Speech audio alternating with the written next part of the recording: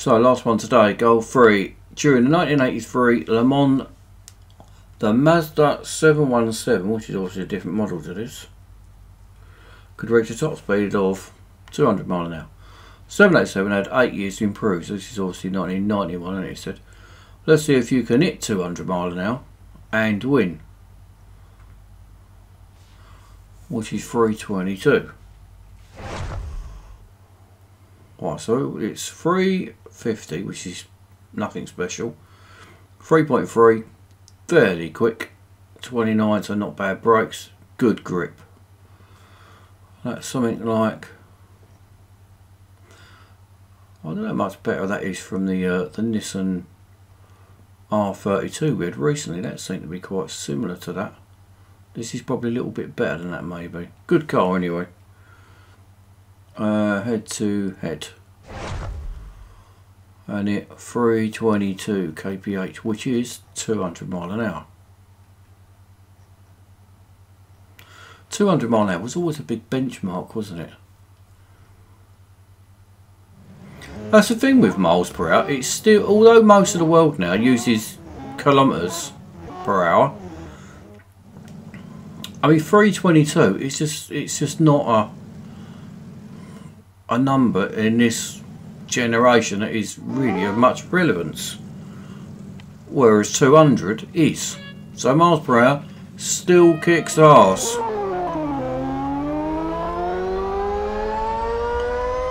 Rain, I'm looking at them switches on the light on the left. Rain, light. Why have you got a switch for rain? That's obviously the wipers, isn't it? I think people don't know what wipers are then. That seems a bit strange. Defrost and hazard. No point in putting them hazard lights on, might be AA bloke, is there? I'm going to try this flat out to see if it'll go. Oh, went round there easy. That's probably because of the grip is better than what the speed is.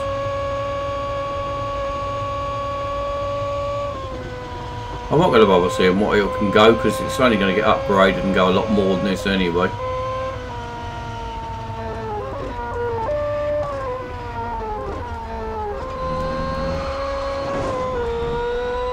Whilst that wasn't as good.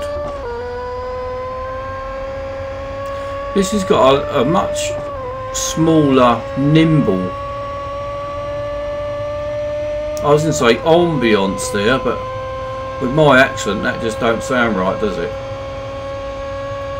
Just being inside it is quite similar to the modern Le Mans cars. I think the 919 in particular.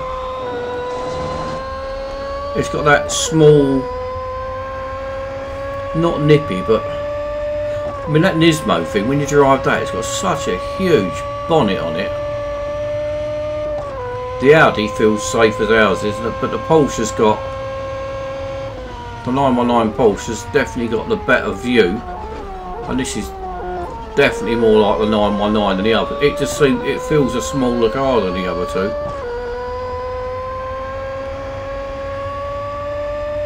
It's all sort of light and airy.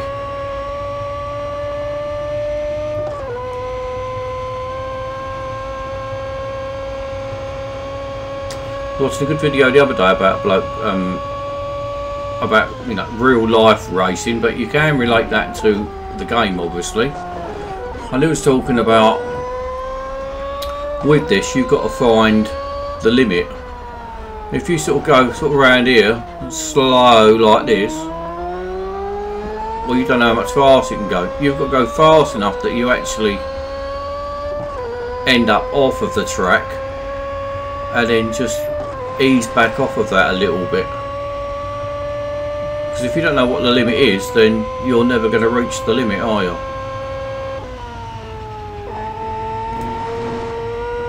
So here, I'm quite happy if I go off, because I want to see roughly what the limit is. And it's a lot more than that, because that was pretty comfortable. That will go off. But that was probably more my line was wrong than the capabilities of the car gripping the track.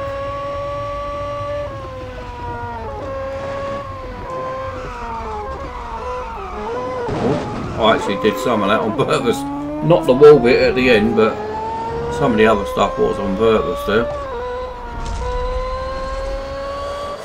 So that easily, with no upgrades, gets to that speed, and it can easily go onto the main straight with without skidding easily. So day one, thoughts of the car. Oh, I like it, really nice car. I do tend to like cars that are they're grippier than they've got power though. She definitely deserves a service for tomorrow.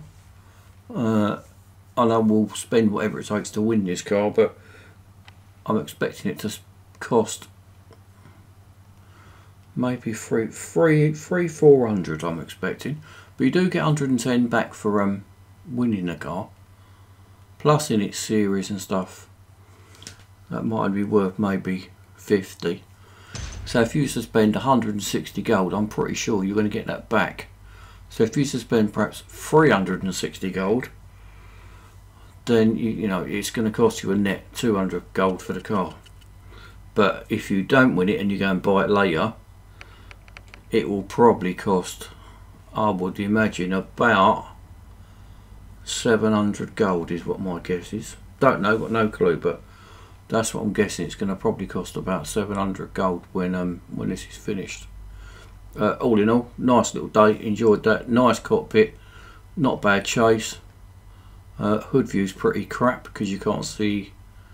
Not that you really look out the mirrors much anyway, but it just doesn't seem to be aligned properly because you cannot see on that view out of the mirrors. So that is not quite right. It may be needed to be down a bit lower, or you know, it's just not right. You can't see out the mirrors. It might well be that actually tomorrow I think I'll change the camera angle and do a low hood view because I've got that on high, and see if that makes a difference on the mirrors or not. Anyway, so most of you will be ahead of me on this. You'll be finished stage 2 by the time I get it, but such is life, just depends on the time zone. So anyway, till stage 2, same time. See you then. Cheers.